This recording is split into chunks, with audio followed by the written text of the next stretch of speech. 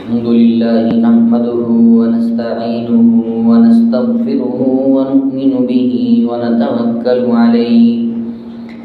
ونعوذ بالله من شرور أنفسنا ومن سيئات أعمالنا من يهده الله فلا مضل له ومن يضلله فلا هادي له ونشهد أن لا إله إلا الله وحده لا شريك له ونشهد أن محمدًا عبده ورسوله أما بعد فأعوذ بالله من الشيطان الرجيم بسم الله الرحمن الرحيم يا أيها الذين آمنوا كتب عليكم الصيام كما كتب على الذين من قبلكم لعلكم تتقون۔ بزرگان محترم، برادران اسلام اور میرے نوجوان ساتھیوں، اللہ تبارک و تعالی کا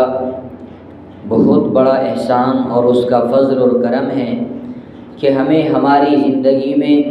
رمضان المبارک کا مہینہ عطا فرمایا ہے۔ اس موقع پر ہمیں یہ بات یاد رکھنی چاہیے کہ پچھلے رمضان نہ جانے کتنے ہمارے بہن بھائی ہمارے ساتھ روزوں میں شریک تھے، تراویح میں شریک تھے اور رمضان کی برکتوں سے فیضیاب ہو رہے تھے، لیکن اس سال وہ اس دنیا میں نہیں رہے، وہ اس دنیا سے جا چکے ہیں، موت ان کو آ چکی ہے، ان کے عمل کا رجسٹر اور ان کے عمل کا حساب اور کتاب بند ہو چکا ہے۔ اب ان کے اعمال میں کسی چیز کا اضافہ نہیں ہو سکتا،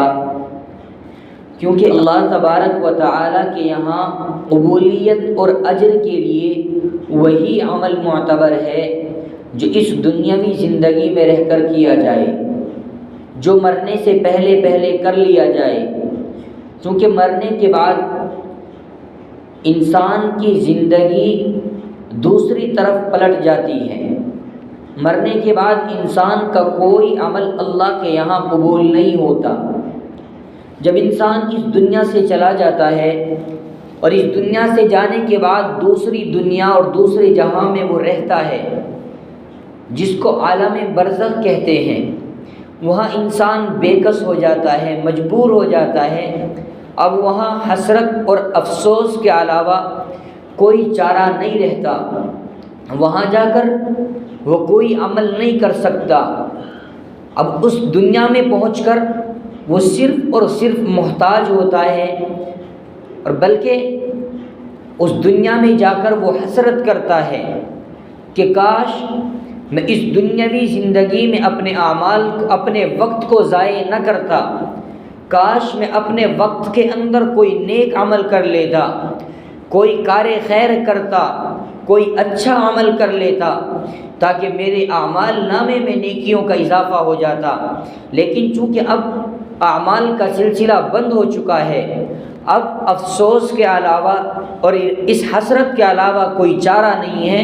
اور اس وقت یہ حسرت کرنا اس کو کچھ فائدہ نہیں دے گا۔ حضرت علی رضی اللہ عنہ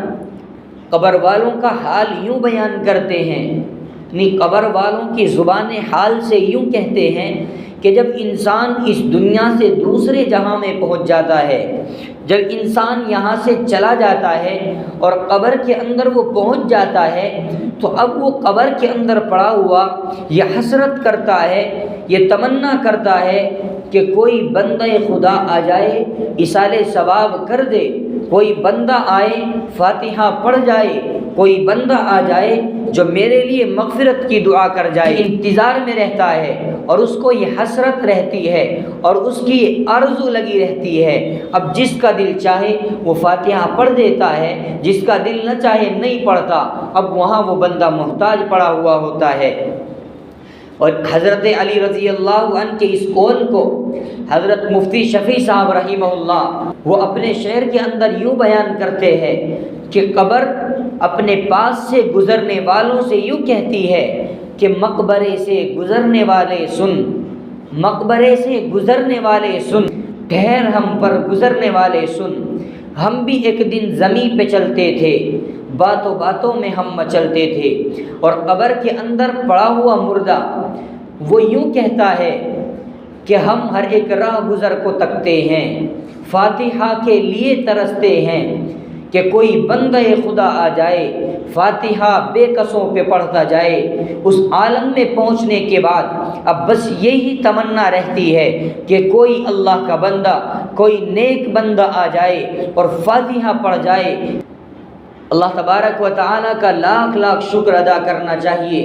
کہ اس نے ہمیں یہ ہماری زندگی کے اندر رمضان المبارک کا مقدس اور پاکیزہ مہینہ عطا فرمایا ہے۔ یہ مہینہ وہ ہے جس کے بارے میں سید الاولین والآخرین جناب محمد الرسول اللہ صلی اللہ علیہ وسلم نے یوں فرمایا کہ یہ رب کا مہمان ہے، یہ رب کا مہمان ہے، تمام مہینوں کا سردار ہے، اور اس مہینے کے اندر اللہ نے ہمیں یہ ساعت عنایت کی ہے جس مہینے کی ایک ایک لمحہ، ایک ایک سیکنڈ اپنے رب کی جانب سے رحمتوں کی گھٹائیں لے کر کے آتی ہے، اپنے رب کی جانب سے مغفرت کے وعدے لے کر کے آتی ہے، اور ایک ایک لمحہ اللہ کی جانب سے رحمت بن کر کے آتا ہے، اور اللہ کی رحمت موسلا دھار بارش کی طرح برس رہی ہوتی ہے۔ اس کو قیمتی بنانے کا ایک عمل یہ ہے کہ ہم اس مہینے کے اندر کم از کم اس مہینے کے اندر یہ ارادہ کر لیں اور یہ عزم کر لیں کہ اس مہینے میں ہم کوئی غلط کام نہیں کریں گے، اپنے کانوں سے کوئی غلط بات نہیں سنیں گے، غیبت نہیں سنیں گے، جھوٹ نہیں سنیں گے، اور ان کانوں سے کوئی ایسی بات نہیں سنیں گے جو اللہ کو ناراض کرنے والی ہو۔